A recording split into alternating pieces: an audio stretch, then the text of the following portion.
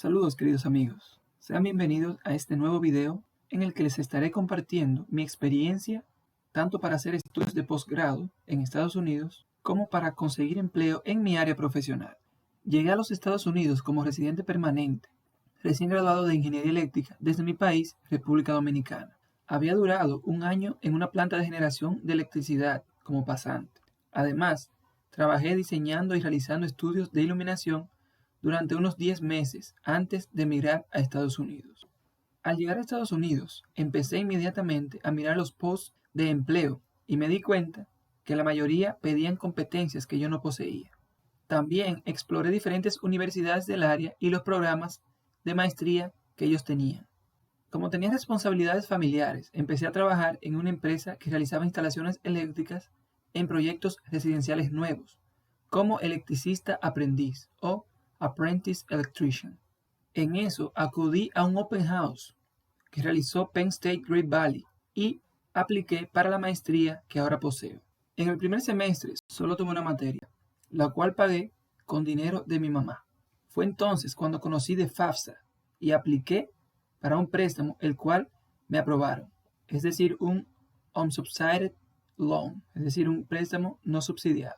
Y así fue de forma resumida como entré a mi maestría y pude costear mis estudios. De este proceso, que aunque ahora lo digo fácil, no lo fue, aprendí las siguientes lecciones que quiero compartir con ustedes. Número 1. Debí empezar a hacer una búsqueda más exhaustiva de programas de posgrado antes de llegar a Estados Unidos. Yo investigué, pero no lo suficiente. En cierta forma, tal vez porque lo veía un tanto incierto y difícil, mayormente por el costo que esto representaba. Número 2. Me puse limitaciones yo mismo. Por ejemplo, pensaba mucho, ya mencioné, en lo caro que saldría una maestría y que yo no tenía dicho dinero. Luego descubrí que FAFSA ofrecía asistencia para ciudadanos y residentes y entonces apliqué.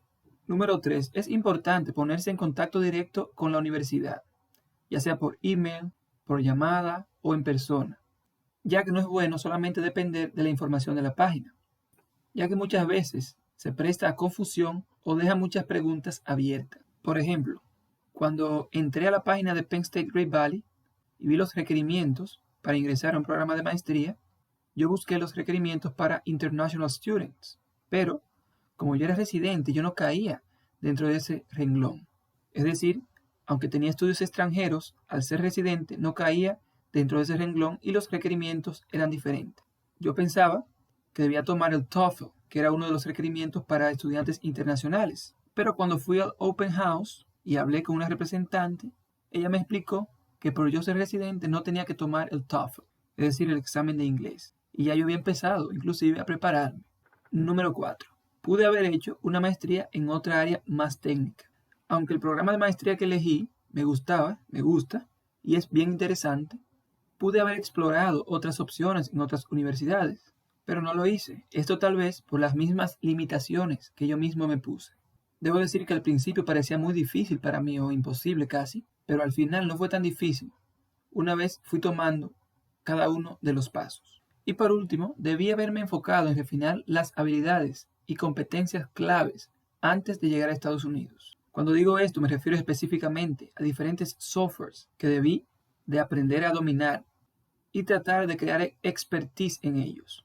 Esto me hubiese abierto puertas para trabajos entry level sin ni siquiera tener que estudiar en los Estados Unidos. Pero yo, como recién salido de la universidad, con experiencia muy mínima y con manejo muy básico de los softwares que se usan en ingeniería, esto me dificultó el insertarme más rápidamente en el mercado laboral. Y hablando de eso, pasemos entonces a mi experiencia al insertarme en el mercado laboral estadounidense. Como expliqué anteriormente, debido a que no tenía la mayoría de la experiencia y las competencias que pedían las empresas, y ya que tenía responsabilidades familiares que cumplir, empecé a trabajar como electricista aprendiz y posteriormente empecé la maestría mientras trabajaba allí. Luego de haber tomado 2 semestres, 3 materias para ser exacto, una en el primer semestre y 2 en el segundo, me reactivé en mi búsqueda de oportunidades a nivel de ingeniería.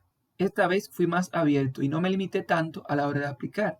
Ya tenía más confianza en cuanto al idioma y el sistema, al haber trabajado por alrededor de un año con norteamericanos y haber tomado varias materias en la universidad. Entonces apliqué a pasantías y oportunidades entry level.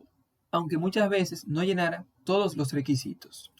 Y así fue como me llamaron para una pasantía, para un programa para el cual aparentemente yo no llenaba los requisitos. Era un programa de pasantía de verano o summer internship, solamente de 8 semanas, para undergraduate students. Y yo era un graduate student, es decir, un estudiante de posgrado.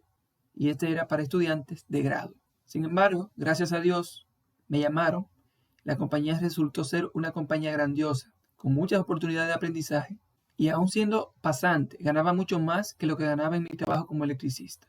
Pasé por el proceso de entrevista, un proceso y evaluación muy rigurosa, donde ellos usan el método STAR, que les invito a buscar y a familiarizarse con él, y finalmente fui seleccionado. Cabe recalcar que desde el inicio mi meta fue tratar de quedarme después de las 8 semanas, o en su defecto ganar suficiente experiencia para entrar a otra compañía. Faltando alrededor de 2 semanas para terminar el programa de pasantía, hablé con recursos humanos y con mi manager, explicándoles mi interés de permanecer más tiempo en la empresa para así aprovechar más esa grandiosa experiencia.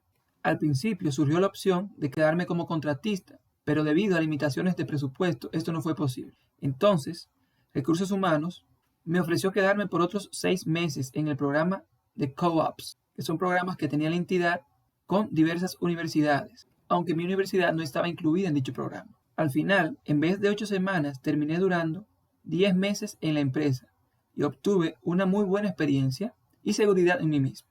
Al llegar el término de mi tiempo allí, empecé a aplicar a diferentes posiciones dentro y fuera de la empresa. No fue posible quedarme, pero conseguí una buena posición como gerente asistente de proyectos de ingeniería en una muy buena empresa, en la que actualmente laboro. Además de esta empresa, me llamaron de otros 2 lugares con ofertas muy buenas, pero me decidí por esta, por conveniencia en diferentes aspectos. Les puedo decir que ha sido una muy buena experiencia, donde he aprendido mucho cómo gerenciar proyectos de ingeniería de manera eficiente y eficaz. Bien, ahora les comparto lo que aprendí de este proceso, es decir, las lecciones que aprendí.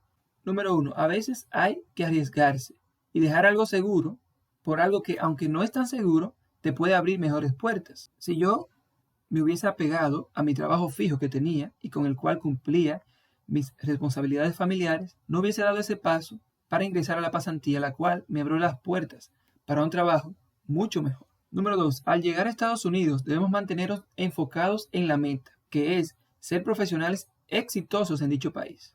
Esto a veces es difícil por la situación en la que muchos de nosotros llegamos a este país y las responsabilidades por las que tenemos que velar. Dicho esto, no es imposible y si queremos, con la ayuda de Dios podemos. Número 3. Debemos ser atrevidos y no limitarnos a nosotros mismos. Por ejemplo, si yo no hubiese pedido más tiempo en aquella empresa, solo hubiese durado allí 8 semanas en lugar de los 10 meses que duré. Número 4. Estados Unidos es un país con muchísimas oportunidades y un déficit de profesionales en la mayoría de las áreas. Un ejemplo de esto es mi caso, ya que me ofrecieron 3 posiciones diferentes en empresas muy buenas y actualmente en mi perfil de LinkedIn me contactan casi mensualmente reclutadores para hablarme de oportunidades. Número 5. Vale la pena todo el sacrificio y nunca rendirse. Ahora mismo yo gano más del doble de lo que ganaba cuando trabajaba como electricista, aparte del tipo de persona con las que me relaciono. Tengo una familia y aún así ya pagué más de la mitad del costo de la maestría y hace solamente 6 meses que terminé. Así que muchas gracias. Esta ha sido mi experiencia, la cual he sentido el deseo de compartir para que pueda servir a esos profesionales que quieren lograr sus metas en este grandioso país. Muchas gracias y hasta la próxima.